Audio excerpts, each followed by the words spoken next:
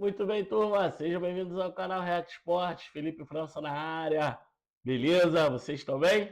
O negócio é o seguinte, para quem está chegando no canal há pouco tempo, dá uma ajuda, já chega curtindo os nossos vídeos, compartilha, coloca no grupo da família, coloca no grupo dos amigos, coloca no grupo do futebol, que aqui tem muita informação, tá bom?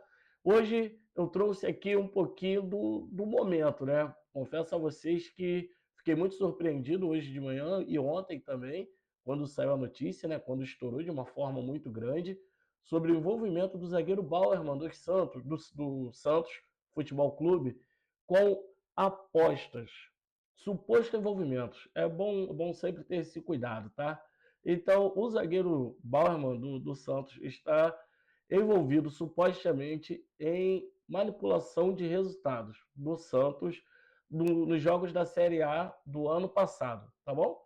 Eu estou trazendo aqui uma reportagem do Seleção Esporte TV, já aproveitando para deixar os créditos, tá bom? Tem aí Camila Carelli, Lédio Carbona, mais uma galera aí boa que eu não sei quem é, mas vão falar muito bem sobre o assunto, espero eu. Você que está chegando agora também, galera, me desculpe pela voz, pô, hoje estou um pouquinho baleado, mas independente disso, dá uma moral, deixe seu like, curta, comente, compartilhe e pouco papo e muito vídeo. Do que são essas outras notícias, né, novas informações sobre esse caso, Vitória. Ontem você falou ali na matéria, a gente tem os prints que foram divulgados a princípio pela revista Veja, dessas conversas, né, que trazem mais detalhes sobre isso tudo, e Não você foi, já não. teve acesso ao processo, o processo avançou em outras informações em relação a essa nova denúncia do Ministério Público. O que você tem, traz para a gente, Vitória, de um assunto que está mexendo muito com o esporte brasileiro de forma geral, né? Boa tarde, bem-vinda aqui ao Seleção. Boa tarde, Camila. Boa tarde a todos que estão aí no estúdio, também a todos que nos acompanham. É isso mesmo, depois da primeira reportagem da revista Veja, que traz alguns prints envolvendo o Bauerman e apostadores, eu tive acesso à íntegra do processo da investigação do Ministério Público, que revelou bastante a possível participação do zagueiro Eduardo Bauerman nesse esquema de apostas. Então, o que aconteceu, só para a gente lembrar? O Bauerman foi prospectado para levar um cartão amarelo em Santos e Avaí no ano passado, e ele teria recebido um sinal de R$50 mil para receber esse cartão amarelo no jogo. Ele não leva o cartão amarelo, e no jogo seguinte, Santos e Botafogo, ele leva um cartão vermelho depois do apito final, o que não costuma valer para a casa de apostas. E aí é quando começa a perseguição dos apostadores, com mensagens mais ríspidas, até em tons de ameaça ao jogador, que chegou a dizer que até pagaria a quantia de R$800 mil, que foi aí o prejuízo estimado que os apostadores passaram ao jogador. Então, nesse processo, além das conversas, dos prints, tem muitos comprovantes de pagamento. Então, tem a devolução dos R$50 mil que o Bauerman tinha recebido, ele devolve esse dinheiro em parcelas para os apostadores. Enfim, desculpa, só tirar o cabelo aqui do rosto. Ele devolve esse dinheiro em parcela para os apostadores e, aos poucos, a conversa vai esquentando. Os apostadores até chegam a ameaçá-lo de morte, assim, falar de uma forma bem... olha, se você não se ligar, a gente vai te procurar. E ele mesmo fala, assustado, como assim? A gente está falando de morte. Ele diz que se arrependeu de não ter feito, de não ter levado o cartão amarelo, o cartão vermelho, desculpa, no tempo combinado, porque ele leva, então, depois do apito final, porque ele usaria esse dinheiro para pagar o parto da filha dele. Então, assim, tem muita coisa nesse processo. A gente procurou a assessoria do Eduardo Bauerman, que disse que, no momento, não tem nada a pronunciar e que o jogador só vai se pronunciar, então, judicialmente. Na matéria, a gente também cita o representante dele, Luiz Taveira. Esse representante dele, eu conversei com ele ontem à noite, ele me disse que nunca se envolveu em aposta, nunca fez aposta nenhuma, mas isso foi um pouco antes de a gente ter acesso ao documento na íntegra. E hoje, Luiz até topou esclarecer para a gente melhor essa história. Ele disse que vai nos dar uma entrevista, vai falar melhor sobre isso, esclarecer se tem ou não envolvimento da parte dele. E aí, ao decorrer dos dias, a gente vai ter com certeza desdobramentos desse caso. Camila?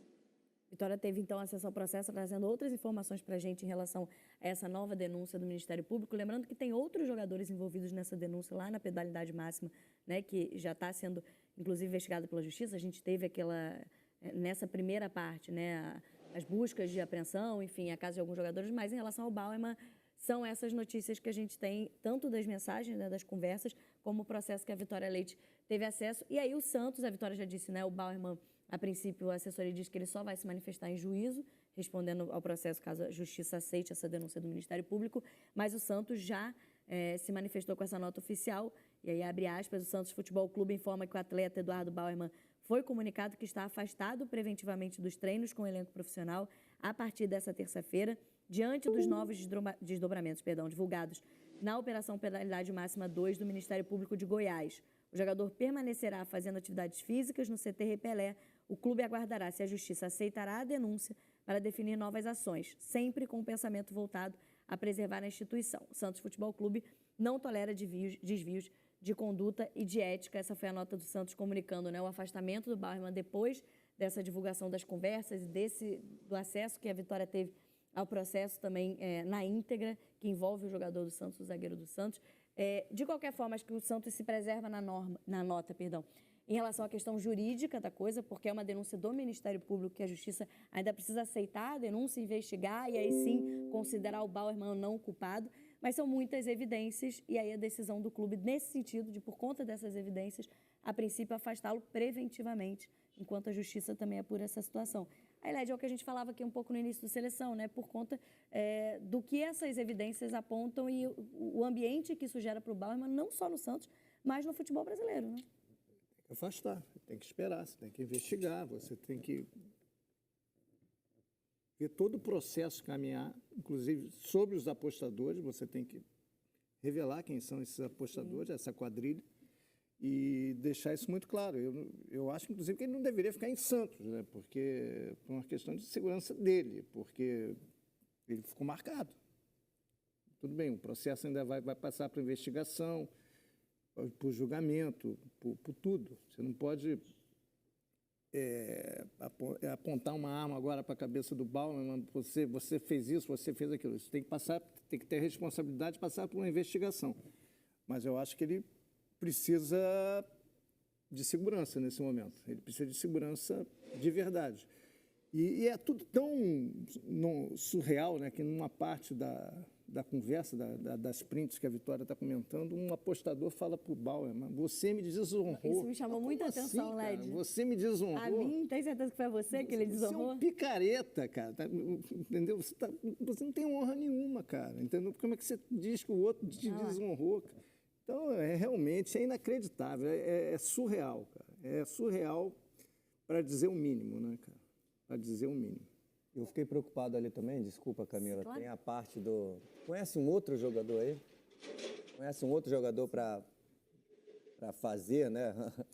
Mais uma picaretagem e aí, de repente, eu alivio sua barra por não ter tomado o amarelo. E na ele mensagem fala que vai conversar com... os outros dois. E vai conversar, né? Ou seja, eu acho que é isso que o mundo do futebol, os torcedores, todos nós estamos preocupados. Até onde isso... Tem mais gente fazendo? Será que não estão descobrindo? Tem que se pronunciar. CBF, eu acho que assim, CBF. concordo com o Led, tem que esperar, né, ser julgado, enfim, todo o processo, mas assim, tudo indica, né, que realmente ele participou disso, e aí não só o Bauerman, todos os jogadores, acho que tem que ter... Sim, mas a gente tem realmente... que respeitar os ritos, né? Isso, concordo. Os ritos. Eu digo, depois, ficando comprovado, tem que ter punição exemplar mesmo, pensando no futuro, né? Pensando nos outros. Olha o que acontece com quem faz isso. E aí eu não sei qual que é a melhor punição, acho que difícil falar isso agora, mas tem que ter punição exemplar para que ninguém mais faça isso. Agora, Vitória, estou vendo que você quer trazer outras informações, mas também queria te perguntar. A princípio, nenhum jogador do Santos também se manifestou sobre isso, nenhum colega do Bauerman sobre essa história, né?